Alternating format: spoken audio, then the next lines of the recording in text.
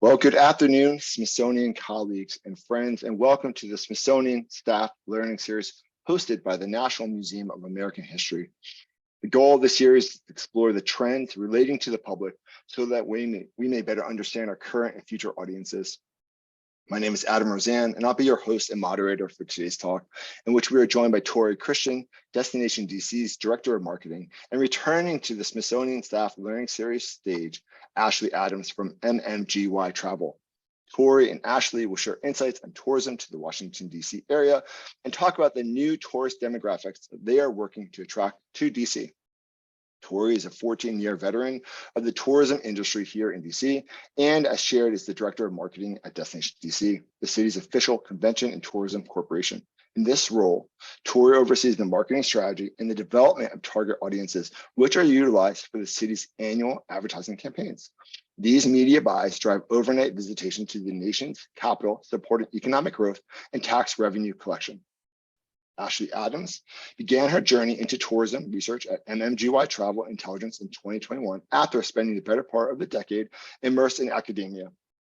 After earning her bachelor's degree in geology and anthropology, a master's in geology, and finally a PhD in environmental science, she was looking for another challenge outside of the academic sphere. After discovering an opening for a research analyst at MMGY, she was intrigued due to her love of research in all forms of travel. Please note that this discussion is being recorded with closed captioning, and I will be helping our speakers by moderating the chat. So please add your questions there. And special thanks to Kelly Jane, Destination DC's Senior Research Manager, for her assistance in coordinating today's talk. And lastly, I'd like to hear from you. Please take a moment today or tomorrow and share your thoughts on the series, past speakers, and your ideas for the future. Thank you. And Torri, Ashley, the floor is yours. Thanks so much, Adam. I'm going to go ahead and share my screen. I just want to confirm that looks good. Great, awesome. It is so wonderful to be with this group today. I am excited to bring you some refreshed data that's focused on visitors to Washington, D.C., and I hope this can make an impact on your own work. I am Torri. Adam gave me a really lovely introduction, so I appreciate that. But my team is responsible for Destination DC's paid media and the day-to-day functioning of our advertising campaigns. Our goal is to ensure that our spends on media are all based in data and research. And so I'm happy to be able to share some updates with you all on that topic today. I do want to note, so Ashley is here from MMGY Global, who helped us set up the methodology for the data I'm going to share with you today. And so I'm super happy that she is here and has several more degrees than I have and can answer some of those questions.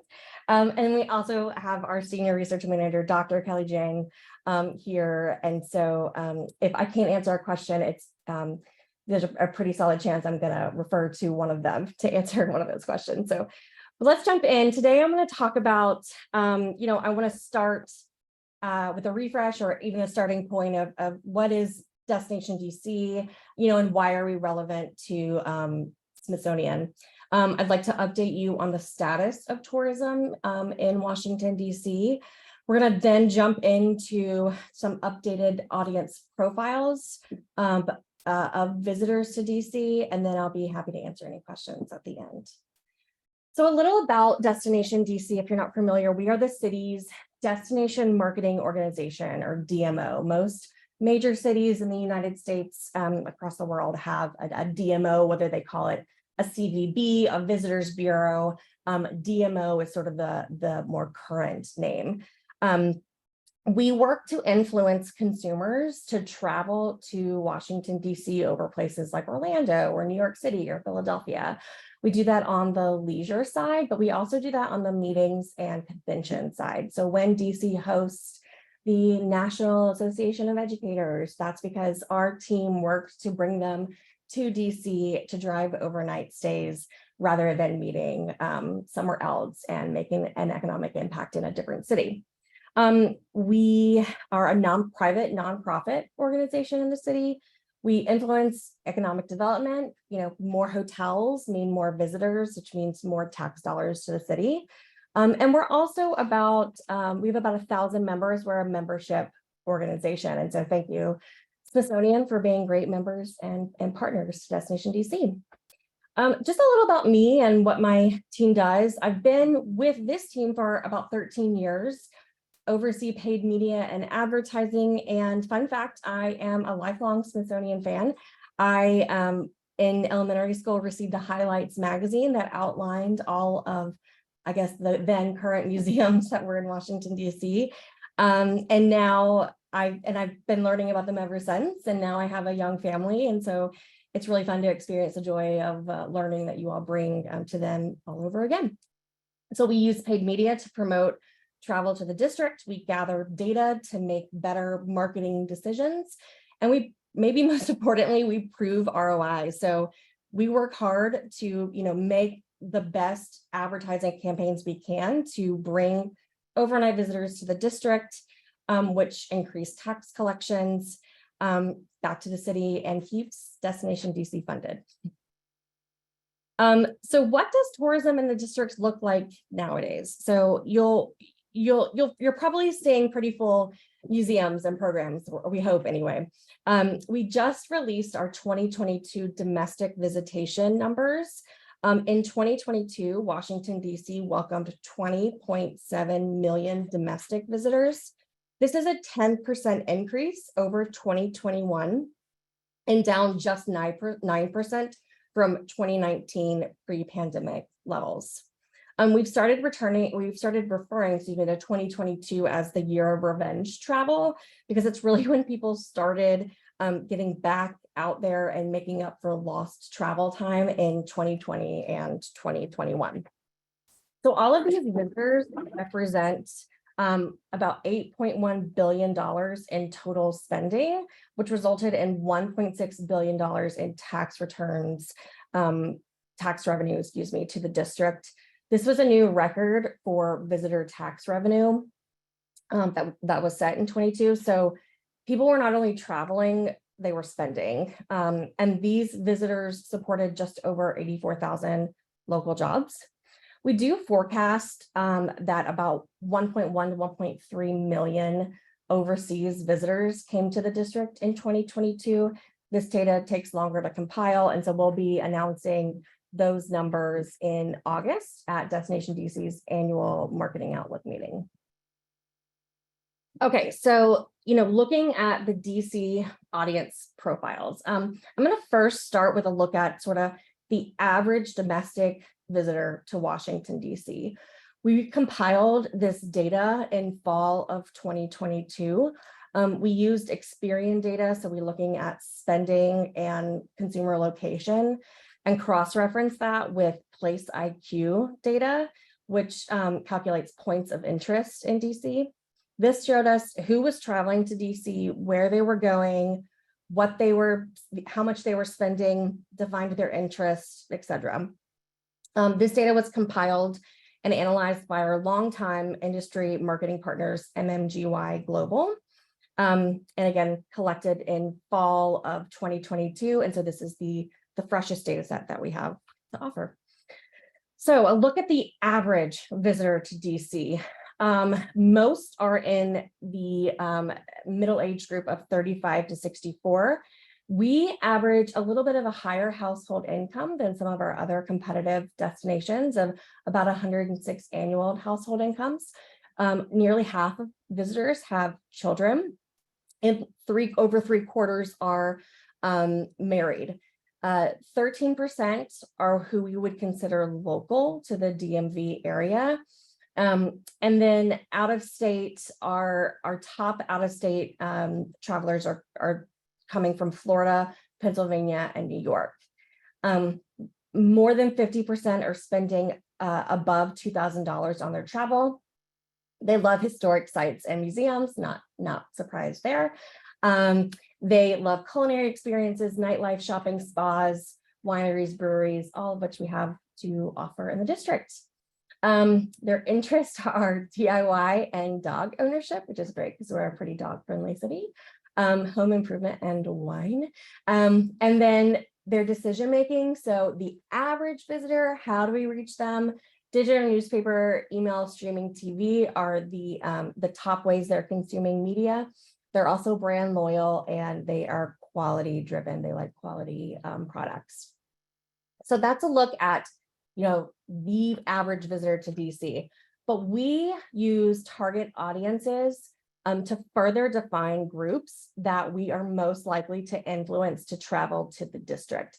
So we take that overall visitor profile, we study it further, and then we group these individuals and we use those groupings in targeted media placements.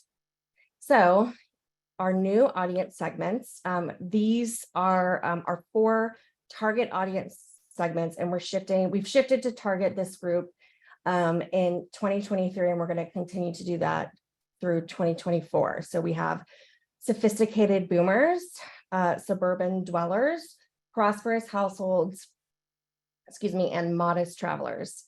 We're still kind of tweaking what some of those names are. I don't particularly love modest travelers, but I do want to walk you through each of those segments today. Okay, so we're going to start with sophisticated boomers.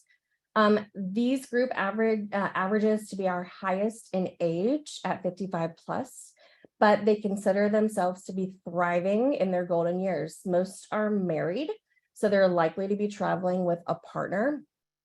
But of those that have children, they're likely not traveling with them. So their children are older, college or grown, or out of the household. They're interested in history, museums and bucket list items, but they're focused on treating themselves through upscale dining and events. So this is a group that we would target with message around the rich history and the national treasures that we have to offer in DC. But we would couple that with an upscale stay at one of our hotel properties. So when we look at suburban dwellers, these are sort of your quintessential family travelers. As you can see, nearly all are considered married and have children. They consider themselves to be the stylish family on the go. These parents want to expose their kids to, as much as possible, museums, live sports, waterfront activities. Their trip itineraries are planned well advanced and to the brim. You probably see this group in Smithsonian museums every day with their list of things they want to do and want to see, and then they're moving on to the next museum. So we have a lot to offer this group in terms of free things to do, things that interest both parents and children. And so they are sort of our bread and butter when it comes to target marketing. Moving on to prosperous households. This group is, has the highest propensity to spend money on travel, and they do. Most of them are married, but only half of them have children. So these are either couples or family visitors. This group sees themselves as the elite, and they want the best of the best out of their trip. So they're interested in dining out, they're interested in history, national treasures, but they want the private tour, they want the dinner, and they will be talking about it for years to come. So when you're looking at your specialized programming, your ticketed events, these are the people that you are really looking to reach, because they want the exclusive, not everyday sort of access that everyone can get in Washington, D.C. They're in the know when it comes to what's going on during their trip, and they're planning it well in advance as well. But they're looking for things to do that are really, really special and one of a kind. And finally, we have the modest travelers. So we consider this group to be the savviest when it comes to spending money on travel. They are adventurous. And even though they have a lower household income, they look for ways to connect with the communities they're visiting. So they're interested in culture, and they look, for ways to fulfill themselves and fulfill the communities through experiences during their travels. They are visiting your museums quite often, and they're going to spend money on the things that they're prioritizing in their travels, and then they're going to save money on pretty much everything else. So they do want festivals, they want food, they want live events, but they also want to make sure they take in everything else that a destination has to offer. Okay, so I'm going to next look at a quick look at our geographic markets. So our drive markets are, they're markets that are within a 4-hour drive of Washington, D.C. And so those top geographic markets are New York City, Philadelphia, Baltimore, Harrisburg, Richmond, Pittsburgh, and Norfolk. The top domestic visitor market for Washington, D.C. is consistently New York City. It tends to hover between 15 and 17% of domestic visitors come from that market. From there, Philadelphia and Baltimore tend to, and Harrisburg as well, tend to fluctuate between 2, 3, and 4, and that, you know, comes anywhere from 5 to 6%. And then from there down, it's really a very small change in percentage as far as drive markets are concerned. And then fly markets, we see Chicago, Los Angeles, Miami, Atlanta, Boston, San Francisco, and Seattle as our top fly markets to the destination. I also want to mention another new audience for us, and that is the BLEISURE audience. This is a term that you might be familiar with, but it's essentially visitors who are combining business with leisure. So they're extending their stay, they're coming early, they're bringing their family on a trip that is maybe for the purpose of for business or an event or a meeting, but they are taking advantage of where that meeting is located and extending it for leisure purpose. Actually, Dr. Kelly Jang is a great example of this on the call right now, because I understand she is traveling for a conference, but I know that she has brought some of her family with her. And so they are, you know, exploring some of the sites and doing what they can while they're traveling, but also she is there for work. And so she's taking advantage of that, which is great. So Expedia Traveler notes that 70% of business travelers plan on taking a BLEISURE trip in the next 12 months. We would target these people through digital and some custom email, and we have dedicated creative for those people. And this is a look at the current Experience DC advertising campaign that we have in market. I didn't put any other current creative because we're actually launching a brand new campaign at the our annual Marketing Outlook meeting. And so that is in August, and it is local in the city. So that is something that you'll have to just stay tuned to be revealed when that happens. So that's the end of my presentation. I am happy to take any questions, answer anything that you might want me to expand on or be more curious about, or throw it over to Ashley and Kelly if they have anything further that they'd like to add. Well, first off, thank you so much for that presentation. That was wonderful and really insightful. Folks, please throw in your questions in the chat, and let's get the conversation going. We have one already from Moore that says, do you have any information on international travelers that you can share with us? Not at the moment. So that for 2022, that data will be released in August. We do have some snapshots that we're seeing of rebounds in certain markets. I know the UK and Germany, for instance, are starting to rebound. We do expect to see over 1 million international visitors to have come to DC in 2022, but more details and those numbers will be available in August. Great. And the question is, can we see your conference, just also the convention calendar? Copy of your convention calendar. Yes, Upcoming, yes. I'm happy to follow up with that. I don't have that readily available at the moment, but yes, I'm happy to send that over to you, Adam. Great. Do these latest numbers compare to pre-pandemic numbers? Great question. Thanks for that, Melissa. That is a good question. So the spending, the 8.1 billion in spending is just at 99% of 2019 numbers. So it's right there. Visitor numbers, Kelly, correct me if I'm wrong. I believe, what's the visitor compared to 2019? We are about 90% over, a little bit over 90% of 2019 level. Yeah, so and it was up 10% from 2021, down 10% from 2019. Great. We have a question here. Can we dig in a little bit more on the race and ethnicity of these 4 target audiences, just better understand that look?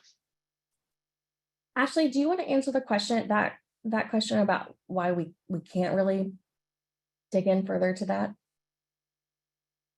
That is probably an issue with just sample size to get to that. Once you start to really divide into that, you may not, and you're also getting into an audience segment where you're dividing it even further. You probably just don't have the sample to really be fully confident in, and that is going to be a representative of that group.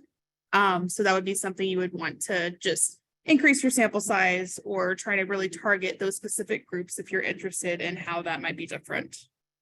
So I think it's also to do with, one of the reasons we can't dive into that as well is because of the collection of the data that we're receiving. Experian does not identify people per race or through gender identity. So we can make assumptions based off of geolocation, spending habits, things like that, but we're not, we do not collect that information, and so we don't break that down any further. We have done our own, conducted our own studies and our own research where we have done questionnaires, surveys, interviews with travelers, Black travelers, for instance. And so we can take, data from that sample group and get an understanding that way. But for this particular study, that's not something that we looked at. And I believe, Kelly, is that we just put in the chat as an example of the research that you all are able to do at Destination DC? I am not sure what, it looks like that's our media release. Sorry, this is the press release. Yep, this is the press release. So what I just reviewed. Great. Well, let's go on to other questions. Is there anything you can share about the city's plans for 2026, America's 250th? Oh man, I wish I had more to share on that. So I do know that the Trust for the National Mall is meeting about that currently, and they're developing a task force to build plans for 2026, and Destination DC is a part of that task force. There has been one meeting about it. So I don't have anything further to share, but it's going to happen. Thank you. For the top drive markets, where and how are you placing paid advertising? Yeah, so we work with MMGY Global to help us figure out exactly where to place media. So we look at those top visitor markets, and then we look at our target audiences and we layer them. So our 4 different audience groups have different ways of consuming media. And so if we're trying to reach suburban dwellers outside of New York City, for instance, we're going to be placing media in a specific way with a specific message, rather than if we're trying to reach modest travelers in Chicago.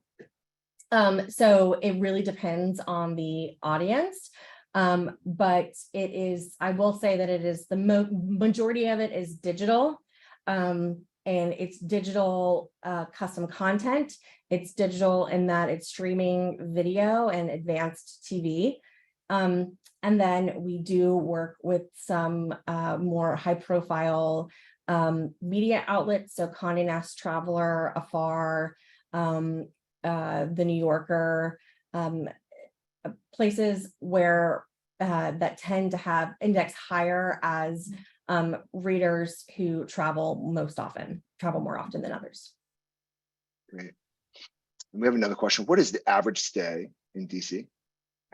Oh, I know that international visitors stay longer. I think their average stay is like 6.5 nights. Kelly, do you have any information on the average stay from a domestic perspective? Yes, yes. So in 2022, the average length of stay in DC is 1.6 nights. It's a little longer comparing to 2021, which was 1.3. Okay. While folks put in their questions or raise their emoji hands, one of the things that struck me from your presentation was just the not including those folks tourists interested in politics or the military, which I know that had been past areas of focus for tourist visitors coming to the DC area. Is that on purpose, or are we seeing a change in those and interest of those coming to DC? So are you saying in the past you've seen where we've targeted people looking to travel to DC for the purpose of because they're interested in government or military? Is that what you're saying? That's right. Mm-hmm. Yeah. So we have seen, so one of the sort of emerging trends in travel marketing is this idea of transformative travel. So it's really shifting away from traveling because travel because you're interested in something, but also travel because you are expecting to walk away transformed. This is really very high level inspiration. But when you think about visiting a city and wanting an authentic experience, so, something that we reference sometimes in this space is like Black Lives Matter Plaza, and being able to, for people to visit a very public area that had a big, moment in that made headlines. Being able to, walk and stand where Martin Luther King Jr. delivered the "I Have a Dream" speech. Being able to see some of the national treasures that are home in the Smithsonian, in one of the museums. Sort of walking away changed from your travels is a new trend that we're seeing. So I think it's just a shift in kind of changing from, oh, you're interested in history to, oh, you really want to like walk away with a new perspective and understanding of other people. That's great. And I wonder if you could talk a little bit more about the 13% of tourists who are coming from the greater DC area, the DMV. What do we know about those folks? And is this a continuation of the staycation, or are we really seeing those drive markets, just the idea of somebody's backyard being expanded into this drive market area? What do we know about them? And what can you tell us that would really kind of better help us think about those audiences and their needs? Yeah, well, I mean, you have to remember the DC DMA, so that market area stretches from Hagerstown all the way just to, just north of Richmond. So it's a very large market area. So when you consider that the people that are traveling to visit and stay in the district proper, that's a large area for a small, footprint within it. Those people, we do consider that to be really staycation oriented still.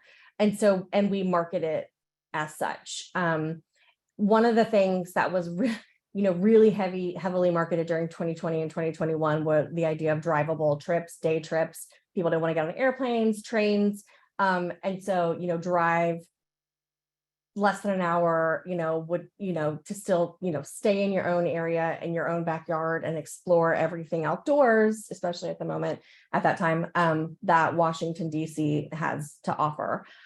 Those people are usually coming to the city for a really specific purpose. So whereas a traveler from New York, Chicago, Los Angeles, maybe taking a multi-day trip where they're going to do a kind of a variety of things. People that are coming for a staycation, they have kind of one thing in mind. So whether it's, the couple escaping their children and going for, a 2-night stay with their focus is on relaxing and, kind of refreshing themselves at a hotel with spa, things like that. Others may be coming for a specific concert or live event that's going on in the district. I expect to see a lot of that for the 250 in 2026. So they're really coming for a specific purpose. It doesn't mean that we shouldn't market to those people, because we have to consistently remind them that DC has so much more to offer than just that one thing that they maybe are traveling for. I can't tell you how many times I've talked to people, and I know you probably have these anecdotes as well, people who have lived here for years and never set foot into the Natural History Museum, or, oh, I've been meaning to get to Namaque, and oh, I didn't know about Kusama, the Hirschhorn. I didn't know about these things. And so it's still an untapped market that can offer, a lot in terms of visitation to the district. Yeah. And when you talk about that group, is that the younger side, the audience side that looks at more of the millennial aspect here, or is that really true for the full age range that you're looking at and that you all are seeing as these audiences? I would say it's the full age range. I think you'll find those audiences within that target geo as well. So what we do when we're placing our media is we use data partners to tag and collect. And so all those, every time you're going to a website now, you're saying, yes, I accept your cookies to follow me. We are collecting information constantly about habits. So, I always like to give this example. I buy a baby gift for a friend on Amazon, and ads start being served to me for baby products, even though I don't have a baby. I know everyone here has probably experienced that, but we do the same thing on just a little bit of a higher level, where we're following to see what their interests are, and if they're going to booking sites, if they're researching trips. And from that, we can categorize those consumers into one of these audience groups. So even if they are in that local staycation audience, we would still be targeting them with a specific message based on their audience profile they fall in. Great. Jill asked, would you share this presentation following this presentation? Okay. No problem. Yeah, happy to do that. Great, thank you. And then, do you have any data on transient residents, people moving in and out 1 to 4 years for government or business related opportunities? I do not have that information. That would probably be something that the mayor's office would have to provide based on demographics of residents of the city. I don't have that information. Okay, thank you. And Shira says, interesting question, Shira. How do you define a tourist for a city like DC where people may visit for a variety of reasons? We just got this this question earlier today. Kelly, how do you define a visitor to DC? So we adopt the standard definition of tourists defined by World Travel Organization. We define tourists by the distance they live from the destination, and also the land. And the second criteria would be the purpose of people traveling to destination. So if this person travels to a place to live for an extended period of time, we do not consider them as tourists. But if they come to the city for fun, yes, tourists. Right. So, so many people live in Reston, live in Fairfax, that come to the city every day. And you're thinking, well, how can you possibly, there's so many people that are coming to the city for a variety of reasons like that. But we actually we factor those people out when we say visitor statistics. If we took this this question a step further, even though we factor those folks out, how do we use this information, your presentation and the work that you are doing at Destination DC, to help us even think about those within DC proper or those in the Reston area, to help us think about how we might do a better job reaching out to those in our own community, our own neighborhood, our own expanded area of DC? What information do we take from this to help us think about how do we actually just communicate to our neighbors? Well, I think I think you should take it and consider it to, visitors to your own buildings, right? So you think about, I would hope that you would take away from this a better understanding of the groups that are coming through your doors and the best, an understanding of what they want to get out of their travels. So what the, family traveler might want is going to differ from what those, thriving boomers want. And so I think, in terms of shaping your programming and shaping your targeting methods, I really hope that you can take this data and help through your, apply it through your daily interactions with visitors. But also, I hope through your marketing strategies of that you're implementing yourself. I wonder, Torri, Ashley, and Kelly, I know that you all, some of you are at a tourism conference right now, and Ashley, Torri, this is your day-to-day. I wonder if you can take what you just said and just give us some real tangible, the things that you always hear. You wish that organizations would do X, Y, Z. You wish that a museum would just do the following to make it easier for tourists to know about them, access their information, access their galleries. What are some of those low-hanging fruit that you hear about, that you think about, that you would love for us to know? Oh man, that's a really hard one because you guys do such a great job. I mean, one thing I would love to point to is Smithsonian's accessibility pages, I should say, the information that you share. I mean, we just regularly point visitors to those pages, and it's definitely helped to shape some of our own content and outreach to individuals with specialized needs when they're traveling. I think what you could do is consider, again, shaping some of that programming to maybe one thing that would be great in a perfect world is shaping and sharing some of that programming earlier in advance than has been shared previously. The earlier that we have information on special programs or things that are coming up, the more we can help market it and spread the word. One of the a major source of outreach for us is custom content. So we're targeting these audience groups with content through major media outlets, and throughout that we are constantly referencing Smithsonian programs and exhibits and things that are upcoming and things not to miss, and one last chance, don't miss this,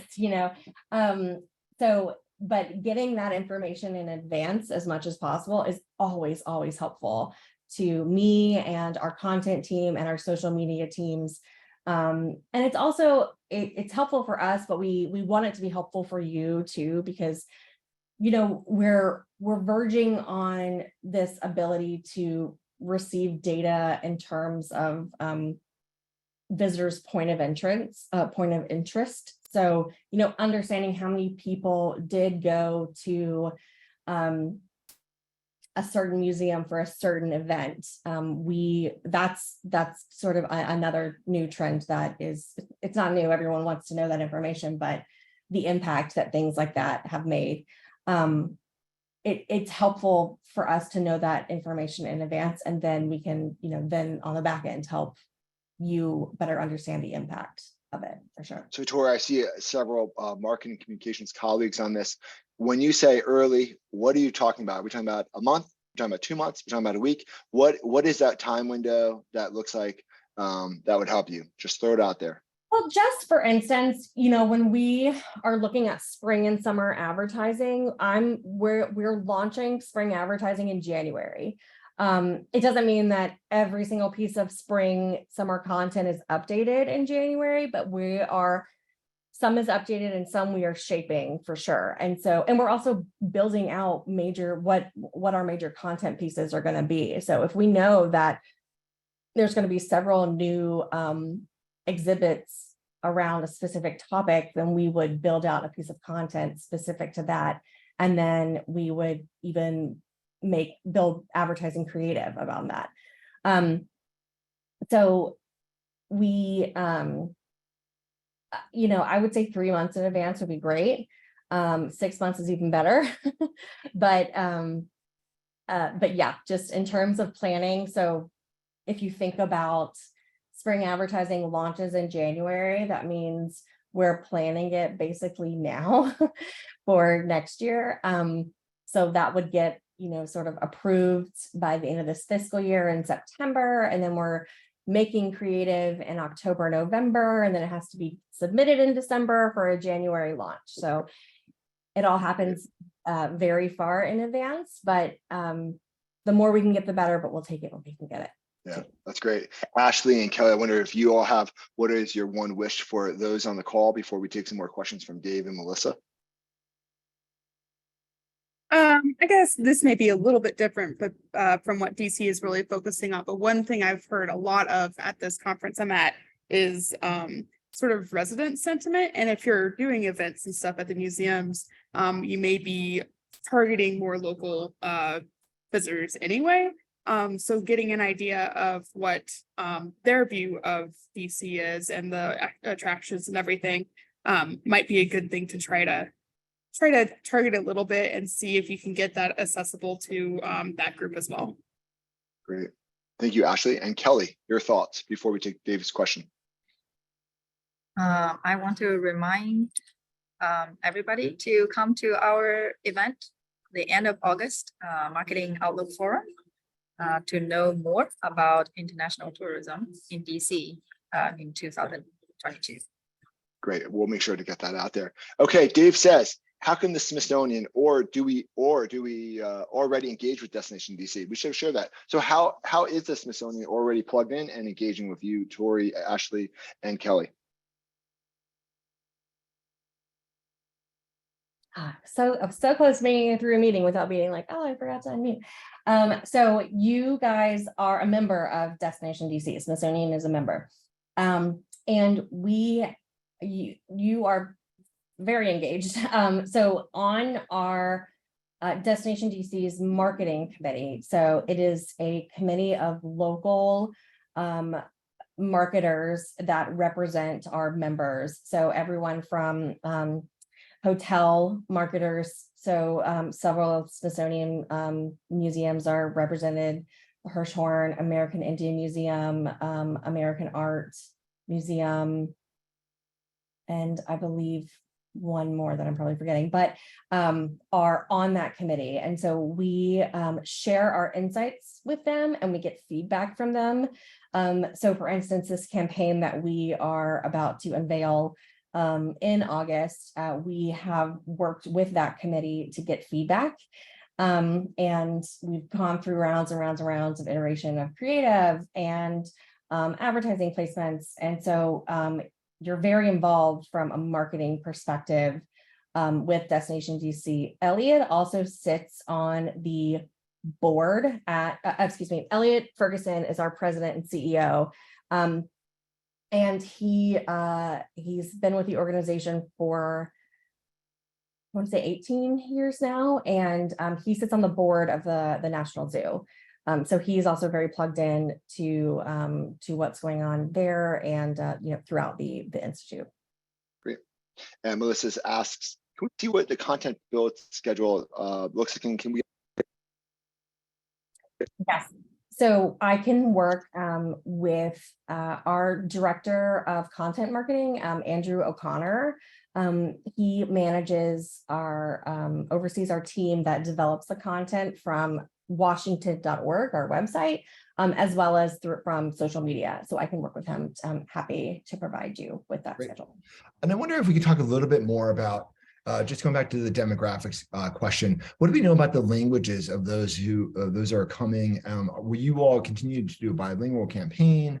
What do we know about the dominant languages, and what is the need for multilingual campaigns and efforts in the area, both to attract and then to really ensure that folks are having a quality visit? Yep. So Washington.org already has a widget implemented that translates the website. So that if somebody visiting the site from another country, a non-English speaking visitor, they immediately have access to that. As far as marketing campaigns are concerned, we do specifically place buys in Spanish speaking media outlets. So those are directly with publishers. But then we also work with more targeted media groups that aren't necessarily creating content, but they're loading our own Spanish content into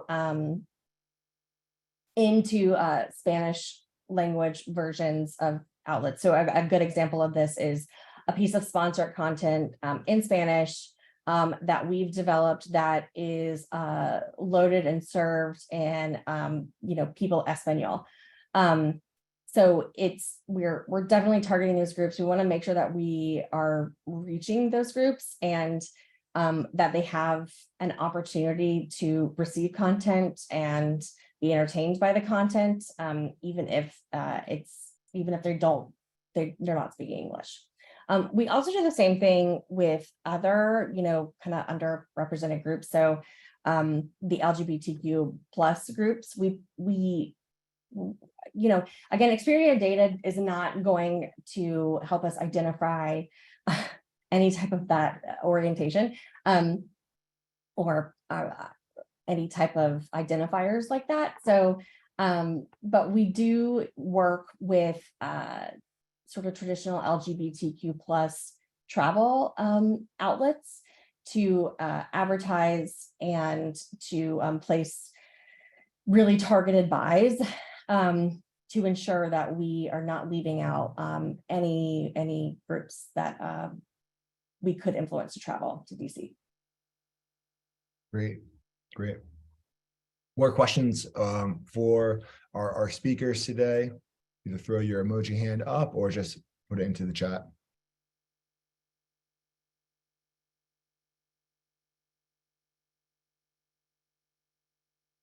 When folks are thinking, this was a new one for me. I never heard BLEISURE, if I'm saying that correctly. Oh yeah, A BLEISURE. little bit more of that. And Joe says, do you have any specific apps you use to provide language translations or marketing materials? Great question. For marketing materials, no, I don't have that. We have in-house colleagues that help us with translations. And actually that marketing committee has been very, very helpful in reviewing anything that we need to have translated. We have worked with the app, I think it's called Genie in the past. They've been very helpful in terms of translations. They're specific to travel and location and services for travelers who are needing language assistance. Great. And while I get that you're not going to tell us any insights on the new campaign, can you tell us what's coming next in terms of travel and tourism? What should we expect And what are those continuation just elements from the pandemic that might be lagging on? Meaning, how are people different now as tourists, whether they're the staycationers or their drive-by or fly-by? What are we seeing that's different, and what should we expect, therefore, that we can plan for to better welcome and engage these audiences? What are some of those trends? Well, I think kind of the overall trend that we're seeing is that people want more meaningful travel experiences. I mean, I think pre-pandemic, the word authentic was thrown around a lot. They want authentic travel experiences. But I think now with the flexibility of Zoom, meeting over Zoom, not having to travel to a destination for a meeting, people might be more focused on limiting the number of trips they're taking, but instead making their trips more impactful. So that's kind of where this this trend of BLEISURE falls into. So a longer trip, if they do have to travel for a meeting, that has then more of this sort of notion of a trip that transforms your perspective on life, or an approach to a different culture. So I think that we could see in the future a less in the quantity of trips, and then an increase in people wanting better quality trips and more impactful travels. And then I think that looking for, finding ways that Smithsonian can really make an impact in and apply, all the assets that you have and the information that you have to a traveler's experience, and really showcase how that is transformative, would be impactful, and is definitely a trend that we're looking for. Right. And I can imagine, since we're going for more transformative experiences, that it will increase the number of days and stays, or just the amount of things that a family, an individual, intergenerational group of travelers will do. Rather than trying to do lots of things, they might just do a few things, but really take the time at those destinations, plus the eating, plus the sports, plus. Is that right? Yes.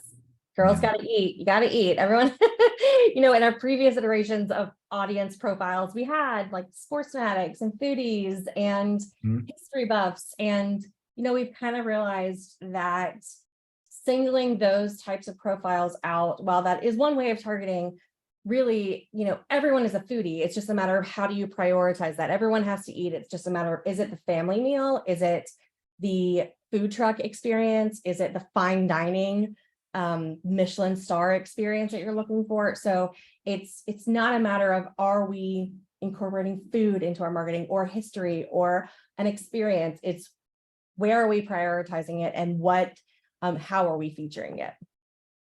That's great. I want to turn the talk over to everyone now, and I'm going to put a question in the chat, which is, using the chat, please share your one takeaway that you're going to bring back to your work at the Smithsonian, to the projects that you're on. So please use the chat. Everybody share that. What's the one thing you're going to take away?